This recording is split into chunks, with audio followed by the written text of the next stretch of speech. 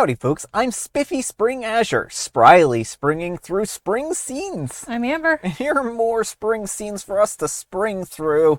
I guess that's what we get when we're a butterfly behind the times, so let's get started. Alright folks, and our first letter is titled, Will I Be a Jerk If I Install Locks on the Toilet Seat?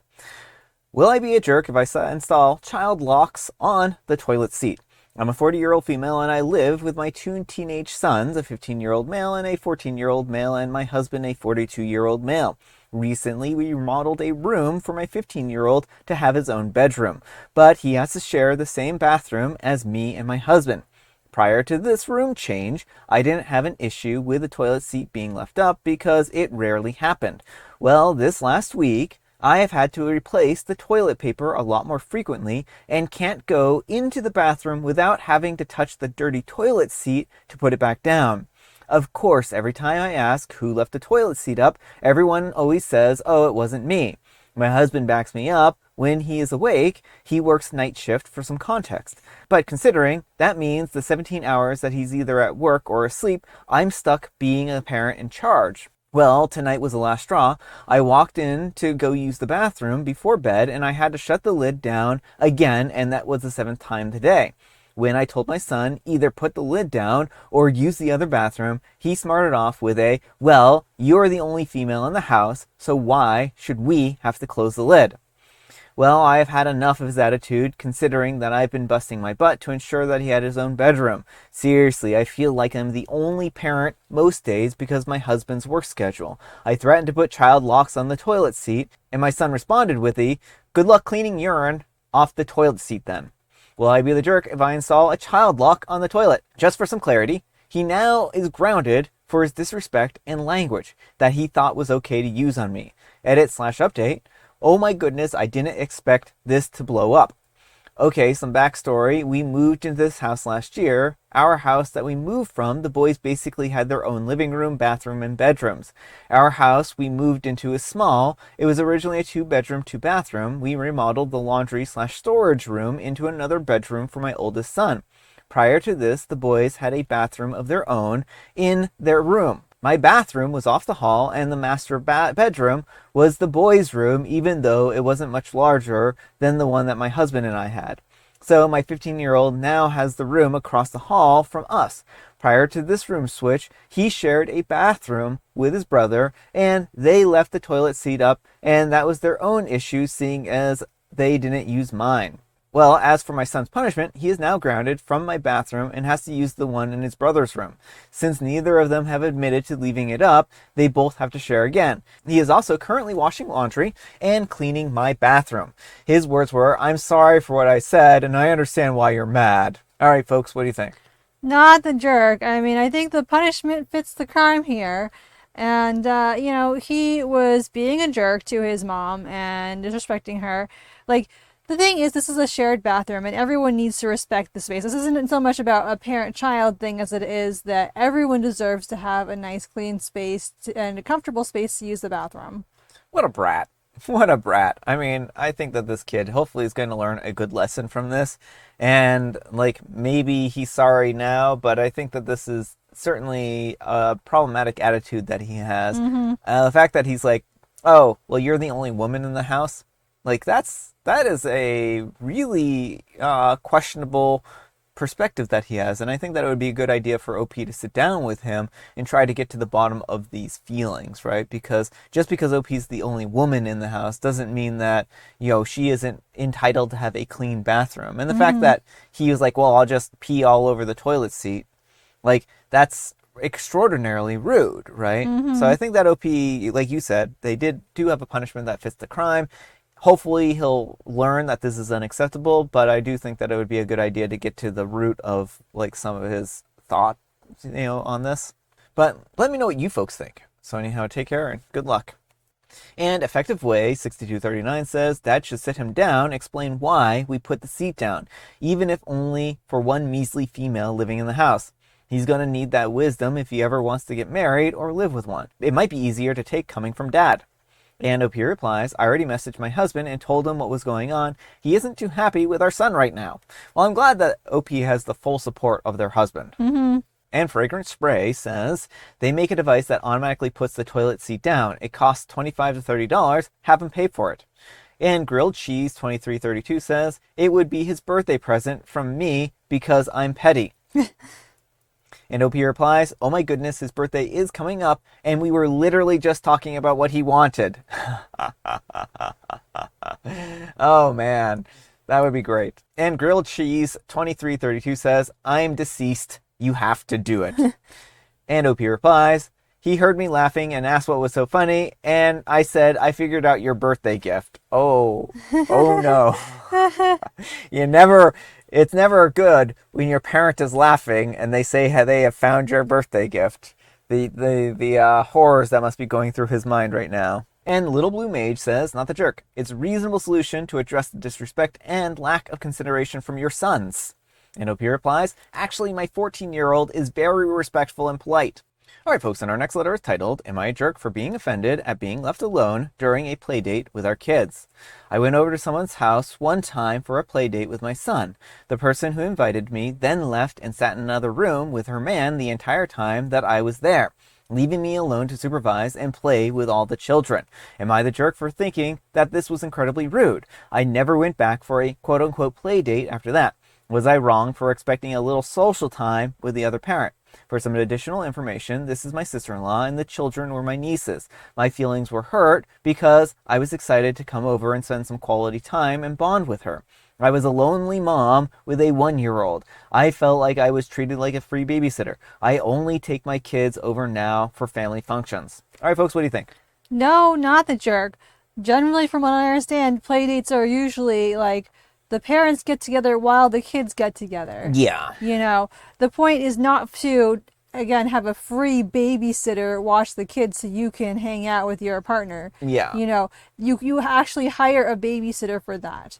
So it seems like OP came over under one set of assumptions and was treated completely differently from what she expected, and it's totally fair to not want to be just used as a free babysitter. Well, that's it. It seems like OP was treated like a free babysitter here.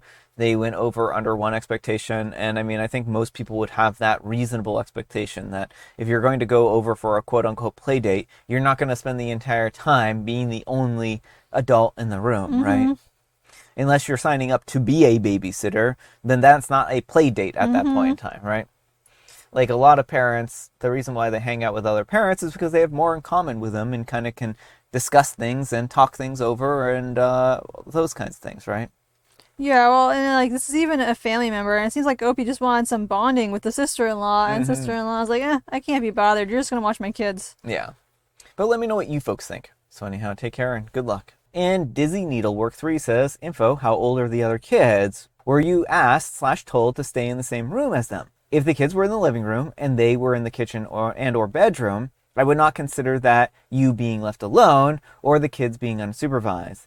If the kids are playing in one room and the adults are in the same house in another room, then the kids are still under adult supervision. Supervision does not require having a direct line of sight at all times. And OP replies, they were 4, 2, and my son was 1. This was a large playroom in their basement that we went down to with all the kids. Down the hall from there is a large gaming room that she shares with her now husband. She kind of sat with us for a few minutes, then didn't say anything, and then went into the gaming room that her husband was already gaming in, and she shut the door. I'm assuming that she was also wearing headphones like her husband. It was weird. I kind of assumed that we would have some coffee or something and have a nice visit for a yap session. Lol. And Dizzy Needleworker 3 says, I think shutting the door makes it weird, puts them in a slight jerk territory. But overall, I think that this was a miscommunication/assumption on both sides. A play date can mean different things. For some, it's a I or you will drop off the kids and come back for them after the play date is over. For others, it's the adults hang out while the kids play. Neither is right or wrong necessarily, but it should have been talked about. You assumed one, and maybe they assumed the other. Maybe if you had left, they would have kept the door open. Or depending on the type of door, even with it closed, you can still hear everything with clarity.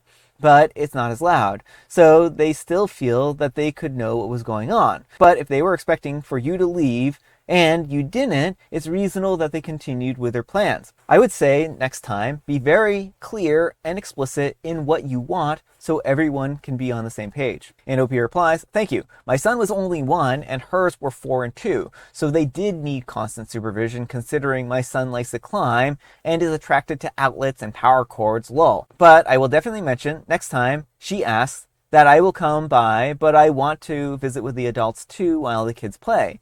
I'm pretty awkward, and considering that we aren't very close at all, I felt shy to speak up during the situation. The cousins still get plenty of time to play when they come to my home or visits with the grandparents.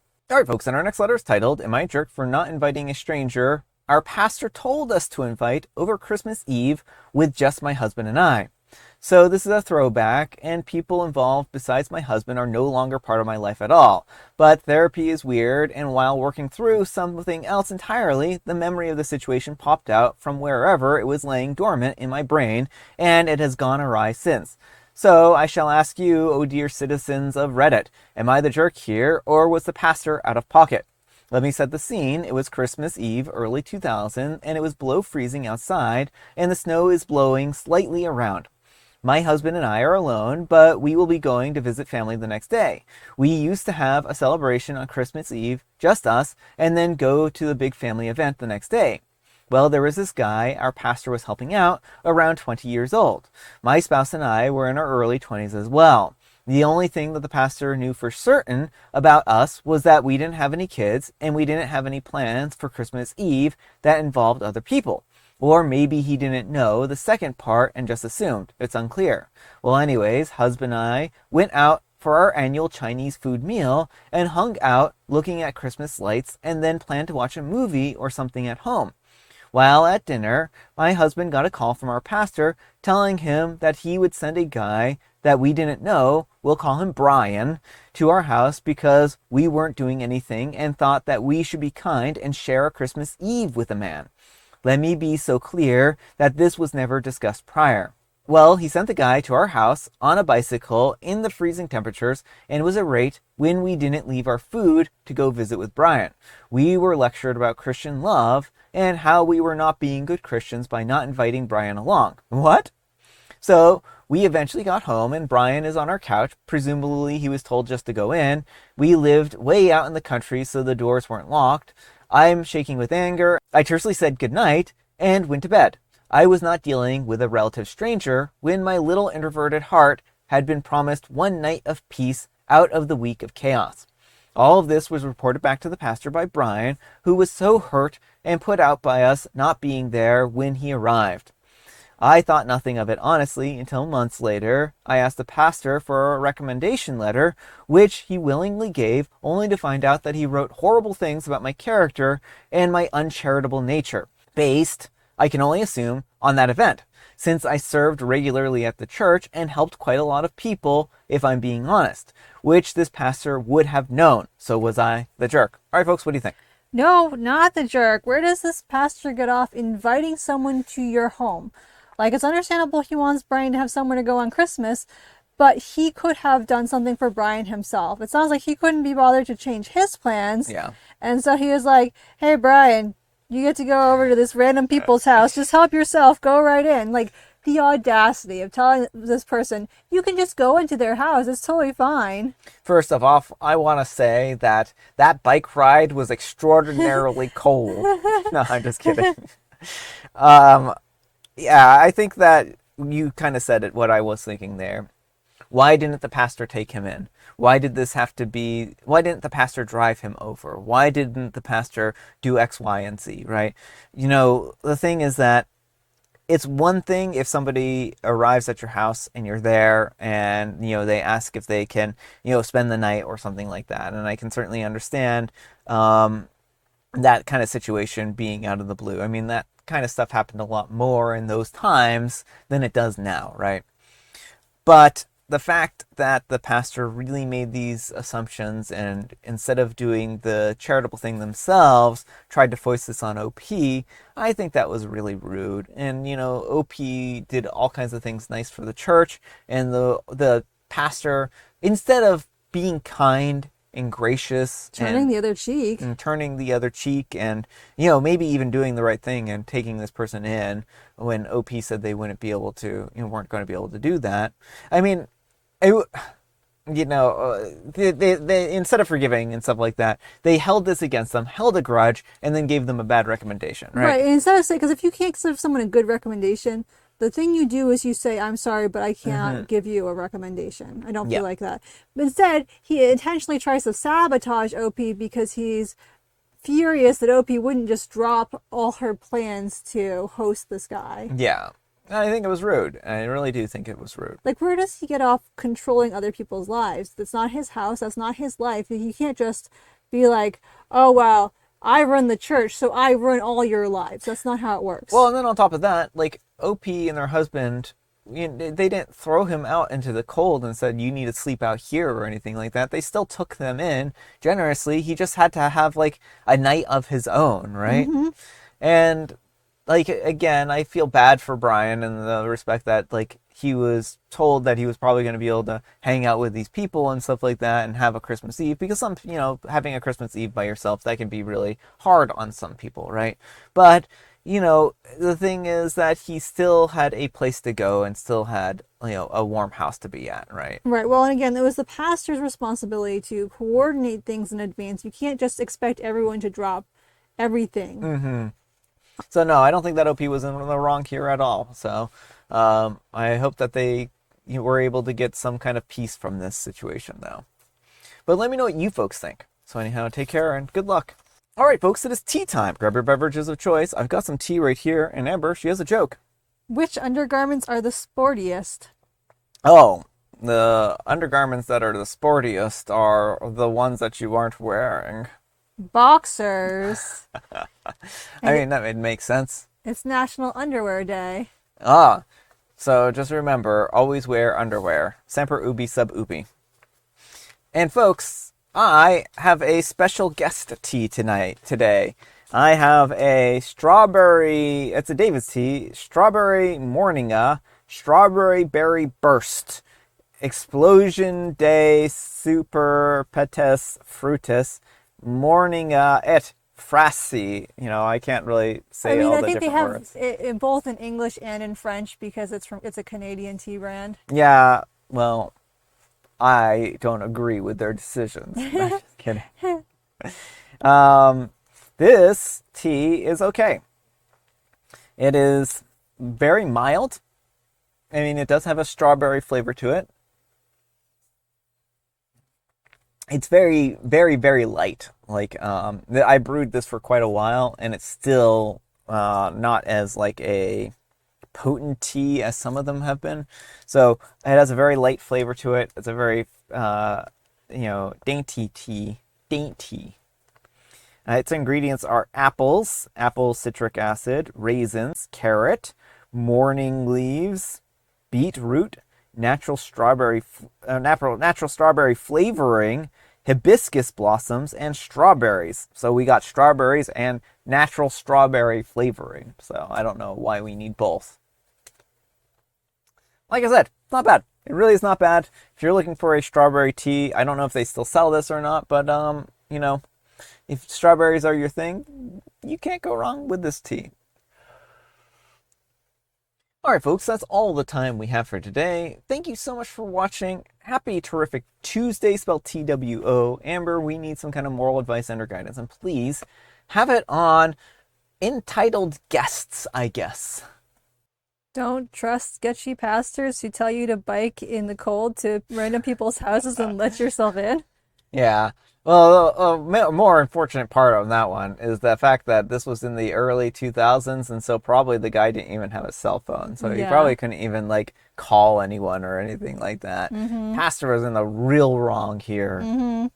But thanks so much for watching, and we'll see you all tomorrow. Bye.